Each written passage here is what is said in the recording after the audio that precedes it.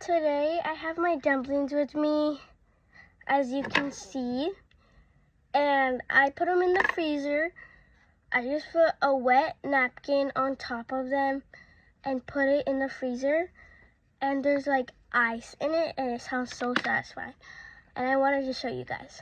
First is a pink dumpling.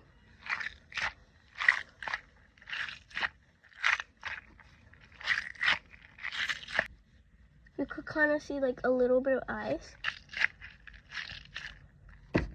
Next up is our yellow one.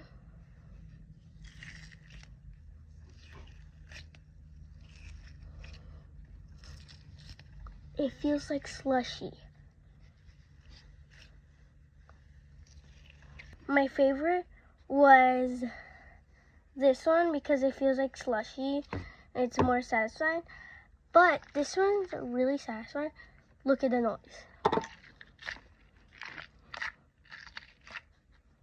Okay guys, that's all for today. See you next time. Bye!